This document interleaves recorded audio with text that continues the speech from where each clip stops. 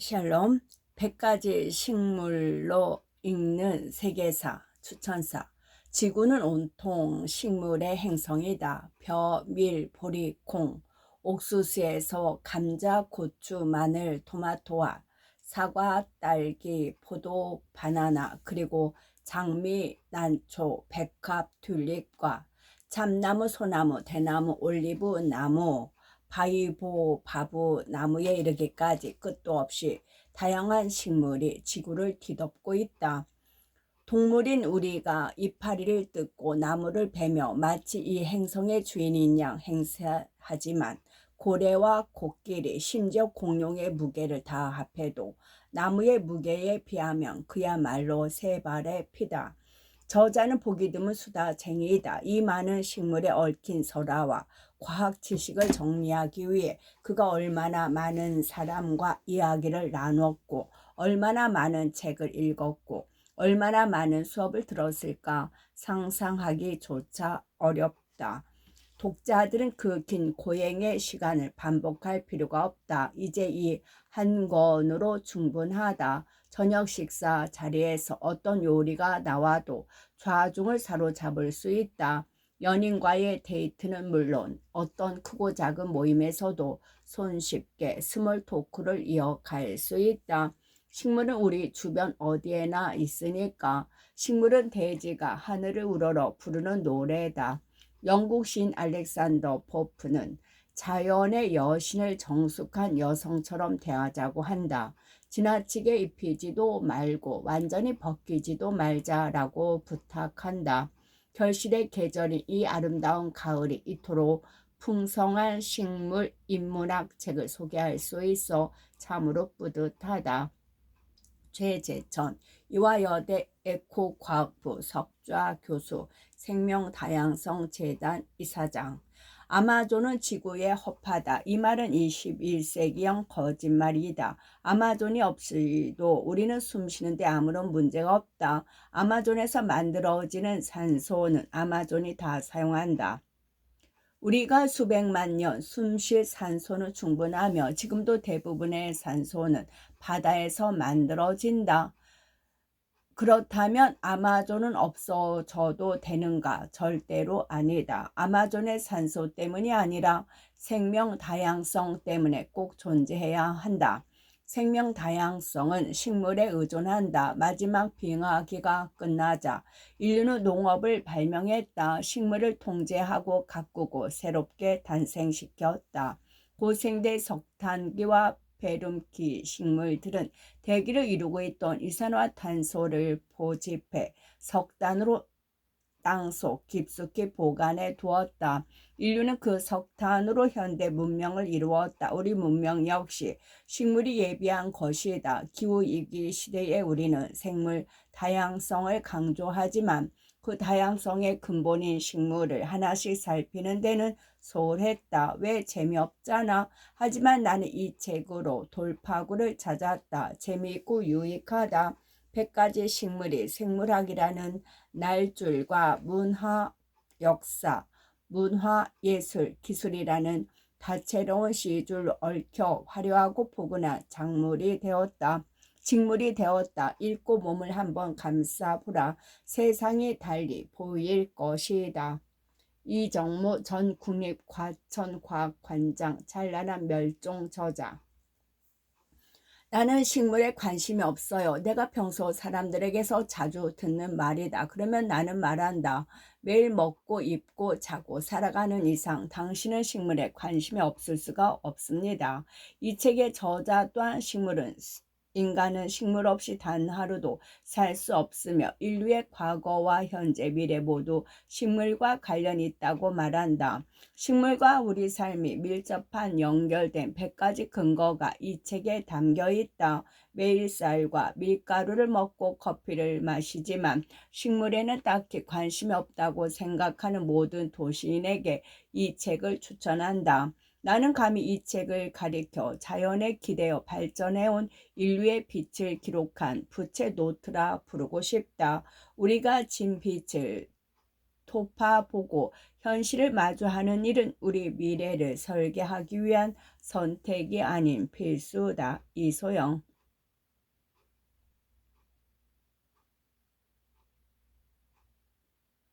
들어가며 나무는 땅의 하늘을 우러러 쓰는 시. 우리는 나무를 쓰러뜨려 종이로 만들어 우리의 공허함을 기록한다. 칼리 지브람. 우리는 인간이다. 우리는 세상을 바꾸는 존재다. 우리는 세상을 손바닥 안에 쥐고 있다. 우리는 늘 그랬듯 지금도 태양을 먹고 있고 살아있는 동안 내내 먹을 것이다. 그 외에는 아무것도 먹을 수 없다. 우리는 음식이라는 형태로 태양 에너지를 소비한다. 식물을 통해 태양 에너지를 소비할 수 있다. 식물은 광합성 과정을 거쳐 태양으로부터 음식을 만들어낸다. 세상의 다른 어떤 존재에도 이러한 일을 해낼 수 없다. 우리는 식물을 직접 먹거나 간접적으로 섭취한다. 식물을 먹는 동물을 먹거나 더 긴 먹이 사슬을 거쳐 식물을 먹는 동물을 먹은 동물을 먹는다. 식물은 우리가 숨쉬는 공기도 준다. 식물은 광합성을 하면서 이산화탄소를 흡수하고 산소를 배출한다. 식물은 비가 내리는 방향과 기후를 조절한다. 식물은 우리에게 안식처와 아름다움, 위로, 의미, 건물, 배, 그릇, 악기, 종교적 상징물을 제공한다. 우리는 사랑을 전할 때 꽃을 활용하고 장례식에서도 꽃을 활용한다. 우리는 식물의 화석을 연료로 사용해 산업과 교통수단의 동력을 얻는다. 역사를 통틀어 우리는 식물을 이용해 지식을 저장하고 사냥을 하고 불법 거래를 하고 전쟁에 필요한 연료를 공급하고 마음 상태를 바꾸고 우리의 신분을 드러냈다. 최초의 총도 식물을 이용해 만들었다. 우리는 식물에서 불을 얻었다. 우리는 식물을 지배하려고 사람들을 노예로 삼았다. 우리는 어떤 종류의 식물을 재배하고 어떤 종류는 멸종시키면서 세상을 변화시켜왔다. 우리는 식물을 통해 생물이 지구에 어떤 영향을 미치는지 이해해왔다. 과학자들은 완전히 다르게 분류하지만 대부분의 민간 분류나 모든 슈퍼마켓에서는 버섯을 식물로 여긴다. 사실 버섯은 식물보다는 우리 동물과 비슷하다. 버섯 역시 식물을 먹고 식물 없이는 존재할 수 없기 때문이다. 그러나 나는 오랜 관습을 인정해 균류를 9개의 장으로 정리했다. 최초의 항상제 페니실린이 발견되어 수많은 질병을 치료하는 데 도움을 준 푸른 곰팡이, 빵이나 맥주의 발효에 이용되면서 수천 년 동안 인간의 삶을 윤택하게 만들어준 효모도 균류에 포함된다. 우리 인간은 스스로를 이성을 갖추고 자연을 뛰어넘은 고귀한 존재, 무한한 능력을 지니고 천사처럼 행동하는 존재라고 생각한다. 우리는 신과 같은 존재가 되었고 세상을 우리 뜻대로 주무르고 있다. 그러나 우리 인간은 여전히 식물 없이는 하루도 살 수 없다. 우리의 과거는 모두 식물과 관련이 있다. 우리의 현재도 모두 식물과 관련이 있다. 식물이 없다면 우리의 미래도 없다. 그 100가지 이유가 바로 여기에 있다.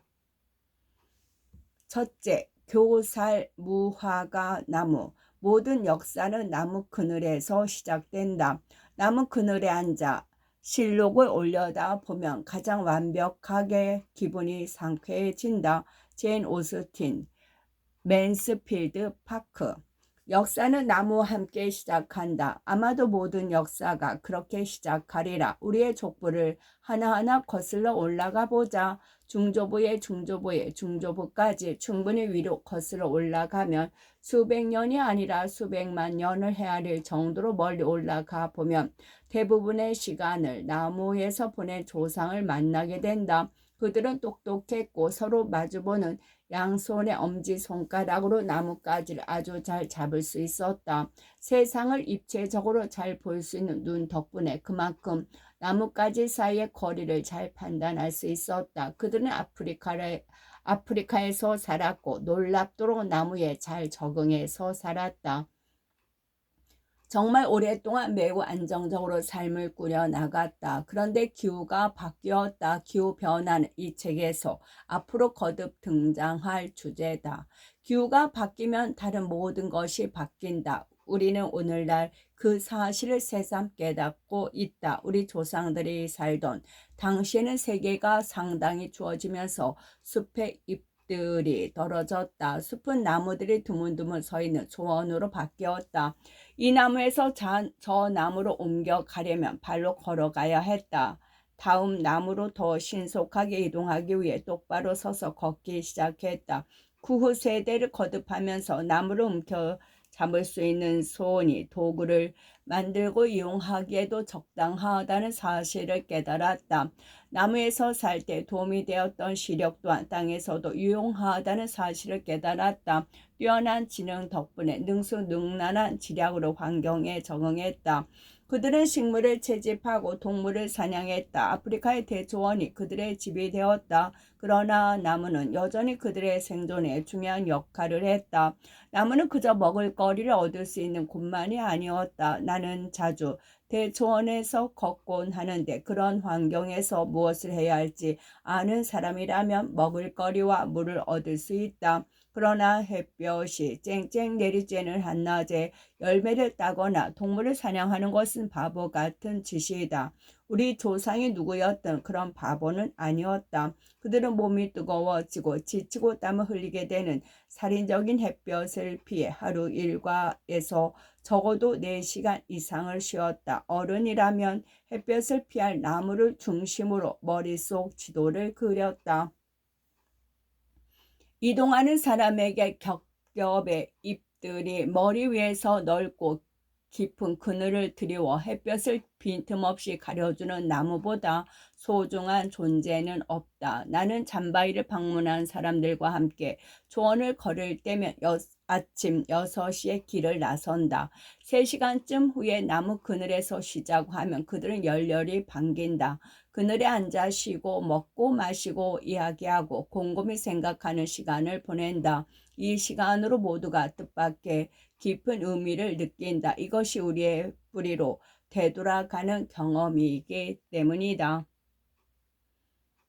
아프리카 대초원의 온갖 나무 그늘 가운데 최고는 교살 무화과 나무가 들여오는 그늘이다. 무더운 날에 여행할 때 나무 그늘 밑을 걸으며 마치 성당에 들어간 기분이 든다. 육체와 정신이 금방 생기를 되찾고 감사하는 마음에 심지어 경외심까지 느껴진다. 이 나무의 그늘은 엄청나게 넓다.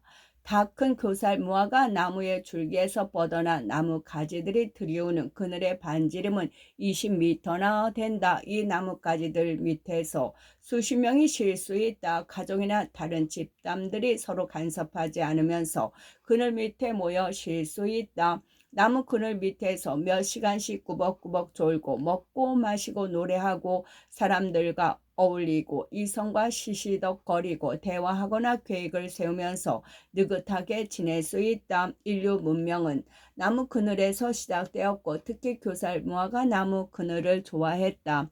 동부와 남부 아프리카 대초원에는 다양한 종의 교살 무화과 나무가 있다. 그러나 어떤 종이든 살아가는 방식은 똑같다. 교살 무화과 나무는 숲을 이루는 나무로 진화했다. 숲을 이루는 나무의 삶에서는 빛을 얻기 위한 경쟁이 가장 중요하다. 일반적인 나무의 삶은 땅속 씨앗에서 시작한다. 싹이 트면 뿌리는 땅속으로 자라고 녹색의 새수는 주위의 모든 잎과 경쟁하면서 햇볕을 향해 위로 자란다. 하지만 무화과 나무는 기존 질서를 뒤집는 방법을 만들어냈다. 무화과 나무 속에는 대략 850종의 무화과 나무가 있다. 우리가 열매를 먹기 때문에 익숙한 무화과 나무의 학명은 피쿠스 카리카다. 우리는 무화과를 1만여 년 전부터 재배해왔다. 무화과를 제초로 재배한 식물이라고 주장하는 경우도 있다.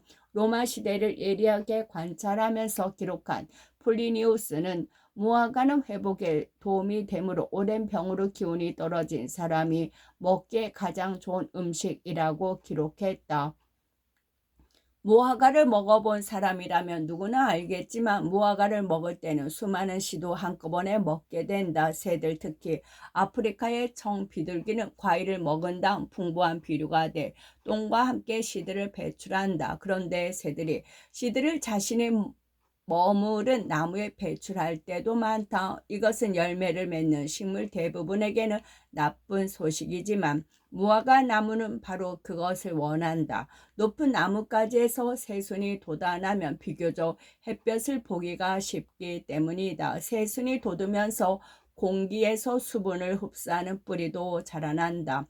지금까지는 괜찮다. 많은 열대 식물이 땅에 절대 닿지 않으면서 공중에 뜬 뿌리로 이런 전략을 활용한다. 그런 식물들은 무게를 지탱할 힘 말고는 나무에 어떤 부담도 주지 않는다. 열린 무림에서는 이렇게 식물들이 붙어있는 나무들을 볼 수 있고 이런 식물들을 통틀어 착생식물이라고 부른다. 착생식물은 공기 뿌리로 습한 공기에서 필요한 수분을 쉽게 얻는다. 그러나 무화과 나무는 그보다 더 많은 것을 원한다. 무화과 나무 뿌리는 계속 아래로 자라나고 모든 과정이 순조로우면 뿌리가 땅에 닿는다. 일단 땅에 뿌리를 내리고 나면 스스로 뻗어가기 시작한다. 이제 더 이상 숙주에 붙어서 지탱할 필요가 없다. 반착생 식물이 되는 것이다. 숙주였던 나무는 이제 이리저리 얽힌 뿌리들에 꽉 붙잡힌다.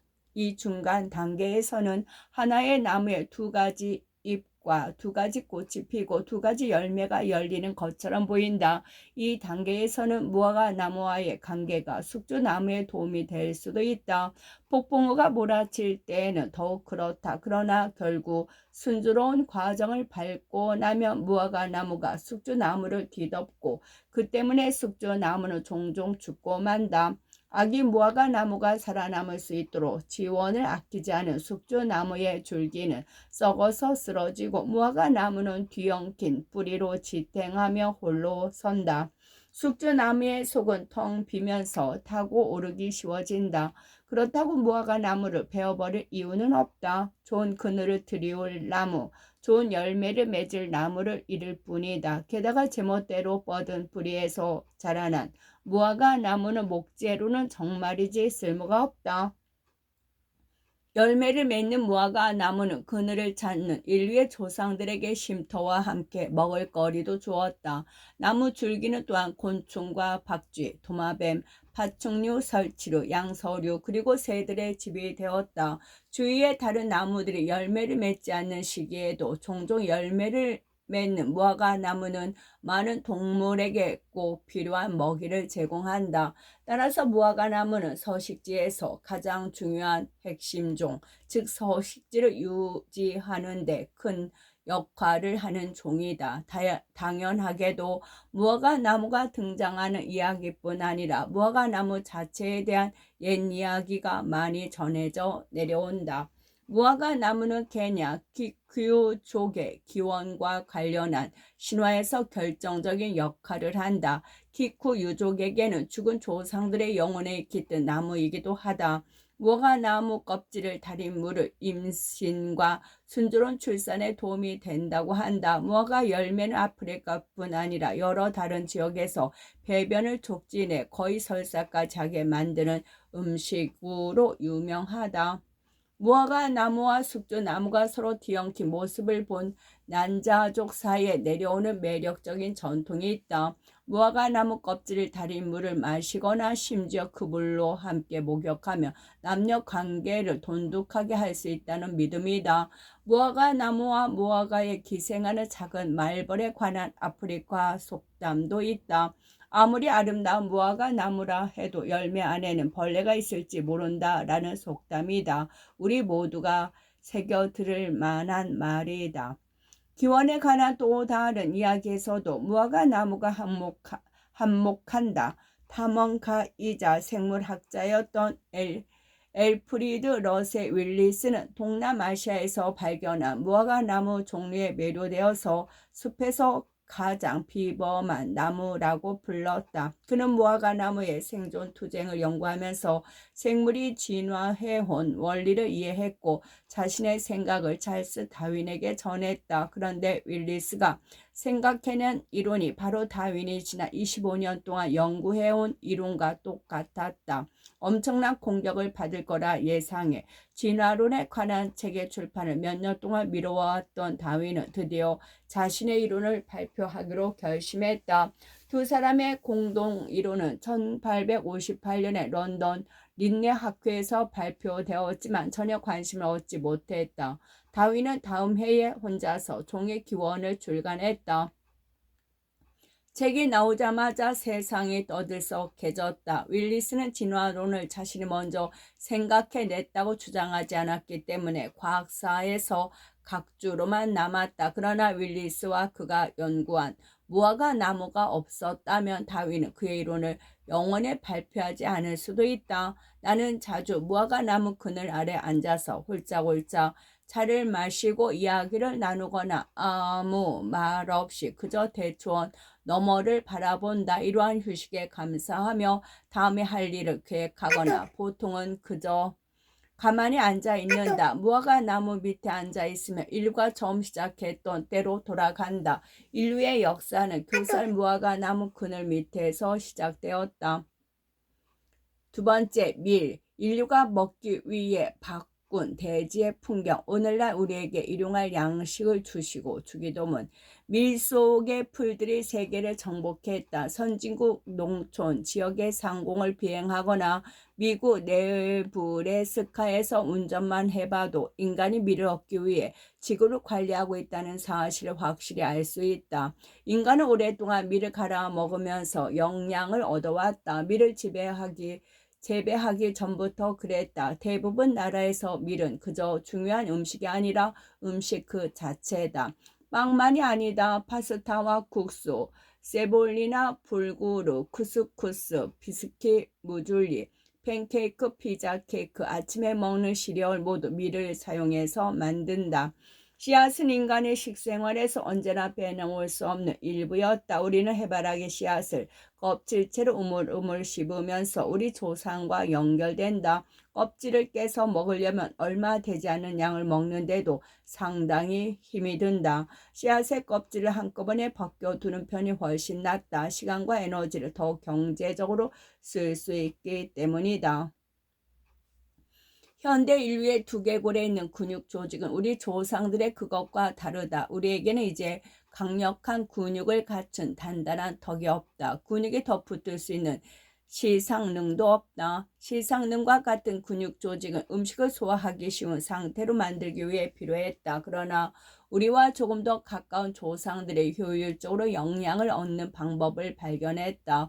음식을 입에 넣기 전에 먹기 쉬운 상태로 만드는 것이었다. 그들은 씨앗의 껍질을 벗기고 촉촉하고 부드럽게 만들었다. 식물을 구워서 연하게 만들고 포유동물과 조류의 결합 조직을 자른 다음 살을 구워서 부드럽게 만들었다. 고대 주거지에 바위들에서 3만여 년 전의 것으로 추정되는 녹말 가루를 발견했다. 더 쉽게 먹으려고 씨앗을 으깨서 만든 녹말 가루였다.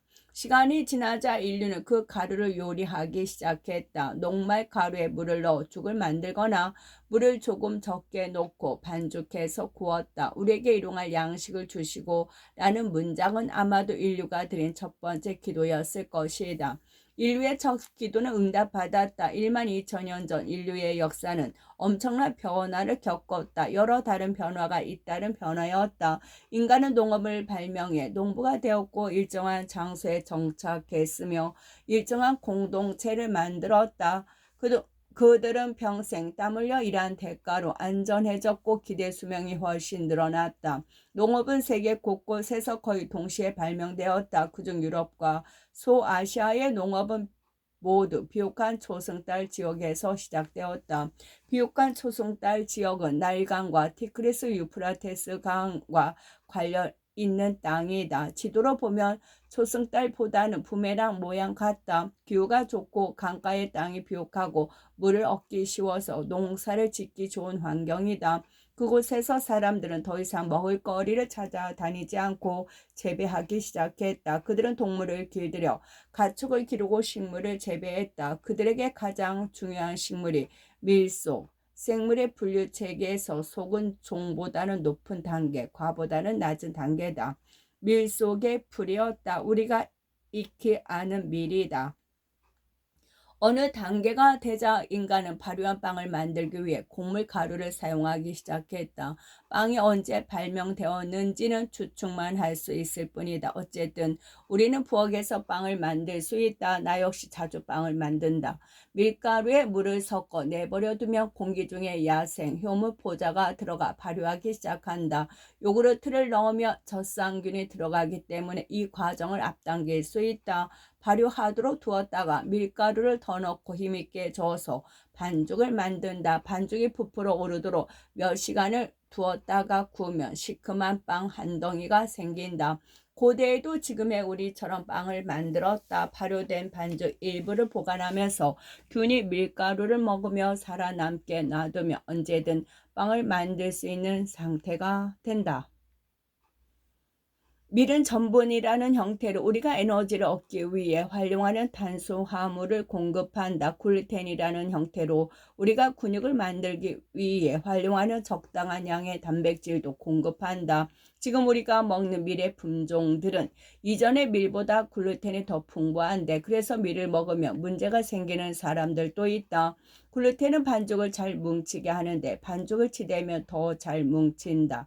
이 과정에서 효모는 이산화탄소를 내보내고 끈적끈적한 글루텐이 그 이산화탄소를 포집해 가둔다.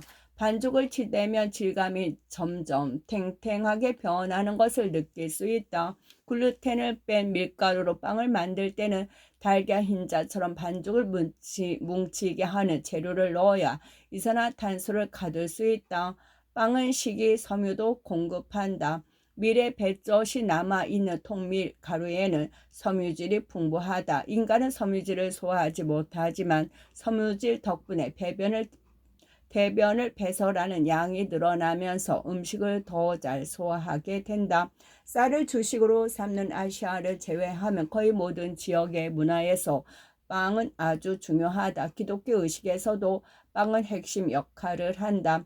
성찬식에서는 빵과 포도주로 상징적인 식사를 한다. 가톨릭 신자는 실제로 그리스도의 몸을 상징하는 빵을 감사하는 마음으로 먹는다.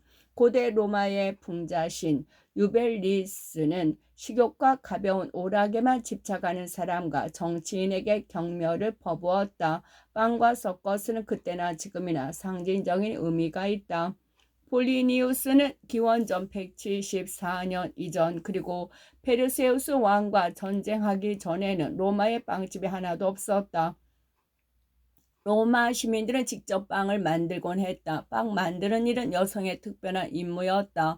대부분의 나라에서는 지금까지도 그렇다라고 썼다. 빵을 만드는 데는 시간이 많이 들기 때문에 전문 제빵사가 생겨난 것은 일종의 진보였다.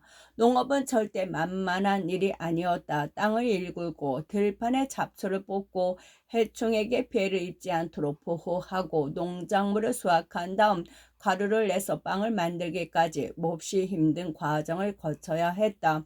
농업은 언제나 불안정한 날씨에 취약했다. 식물을 재배하는 일은 양날의 검과 같아서 보상과 함께 위험이 뒤따른다. 밀을 심으면 주인은 원하는 만큼 씨앗을 모두 얻을 수 있다. 그러나 한 가지 작물만 심으면 땅의 회복력이 떨어져서 취약해진다. 농업이 발달하면서 점점 더 몇몇 작물만 집중적으로 재배하는 방식이 늘어났다. 이러한 환경에서는 곤충과 곰팡이, 균 모두가 이점을 누린다.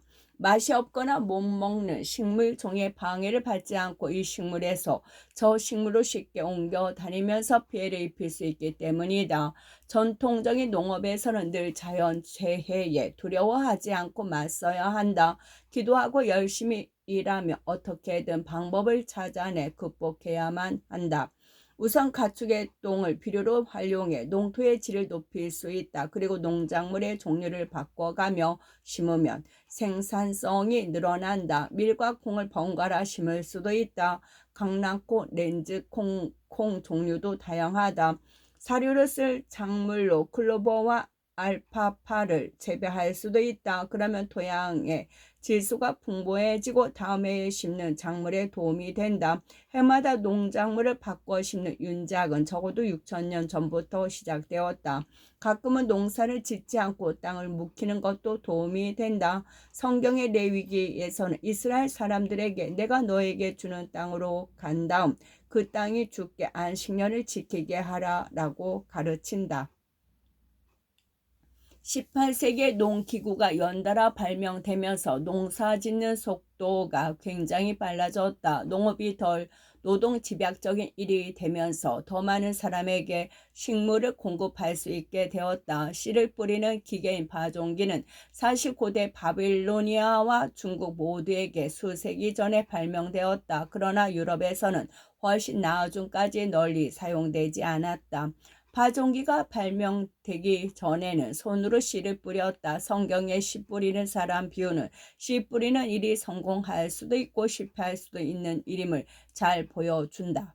땅에 제대로 심기지 않아서 농부가 잃어버린 씨앗을 곧잘 살지 못해서 하나님을 잃어버린 영혼에 빗댄다. 반면 파종기는 똑같은 간격과 똑같은 깊이로 씨를 뿌리기 때문에 오늘날 우리에게 익숙한 가지런한 밭을 만든다.